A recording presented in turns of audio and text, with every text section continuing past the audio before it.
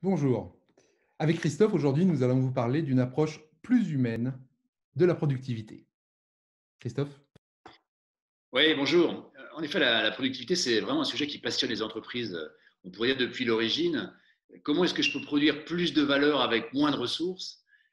Ou peut-être en des termes plus techniques, finalement, comment j'améliore le rapport entre la richesse produite, d'une part, et puis les heures de travail consacrées à cette richesse, d'autre part. Alors, il se trouve qu'en France, on est plutôt bon, c'est-à-dire que la productivité est plutôt élevée quand on se compare au reste de l'OCDE, avec une croissance qui a été continue entre les années 85 et 2000. C'était en moyenne 2% par an. Et puis, arrivé au 21e siècle, eh bien, on a commencé à ralentir avec, depuis 2007, une moyenne de 1% annuel. Et tout ça dans un contexte de révolution technologique, de révolution digitale, qui est un contexte plein de promesses. Mais pour autant, on ne retrouve pas aujourd'hui finalement les résultats de ces promesses. Alors après, c'est attardé sur le dénominateur, les heures de travail. Est-ce que finalement, il n'y aurait pas une approche plus positive de la productivité en s'intéressant au numérateur, la valeur créée? Alors, la question qu'on peut se poser à ce moment-là, Christophe, c'est comment aller vers cette productivité positive? Comment créer cette valeur d'une façon différente?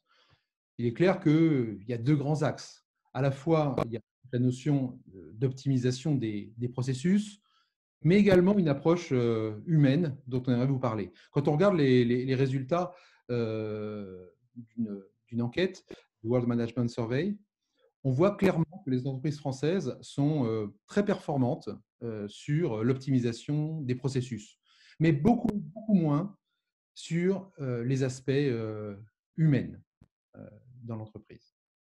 Donc, naturellement, beaucoup de choses ont été faites historiquement. Beaucoup de travail dans les dernières années sur le sens, hein, le pourquoi, le why. Pourquoi finalement voilà, travailler au sein de cette entreprise.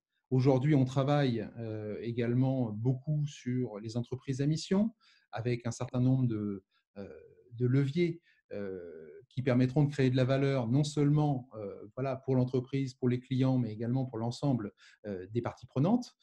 Sans aucun doute, ça aura un impact, c'est une vague de fond sur le long terme. Mais aujourd'hui, comme tu le disais, Christophe, l'impact n'est pas encore là. De la même façon, toutes les démarches autour de la collaboration, du design thinking, on le sait, la collaboration est un vecteur clé de l'engagement des équipes et donc de la performance et de la création de valeur.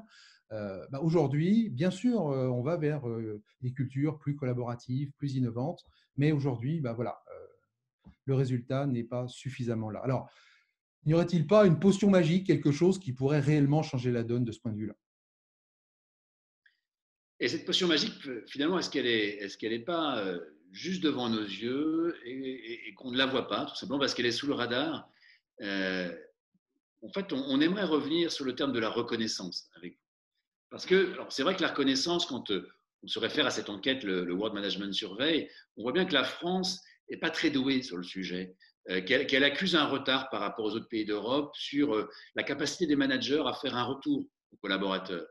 On parle beaucoup de rémunération en France, on parle aussi évidemment d'entretien annuel, qui est un moment fort pour faire un feedback sur la reconnaissance.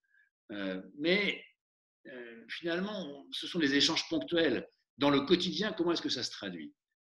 Et c'est là qu'on pense qu'il y a un véritable bénéfice à parier sur une meilleure connaissance des collaborateurs. Euh, c'est le socle de leur considération. Est-ce que je suis connu avant même d'être reconnu? Et cette connaissance, évidemment, elle demande un engagement, un investissement. C'est le temps qu'on va consacrer à comprendre l'histoire des personnes, leurs compétences, ce qui les anime, ce qui les fait se lever le matin pour aller au travail. Et ça, Christophe, on est bien d'accord, c'est encore plus essentiel dans le contexte actuel. Qu'est-ce qui fait lever les collaborateurs le matin, spécialement quand ils restent chez eux en télétravail?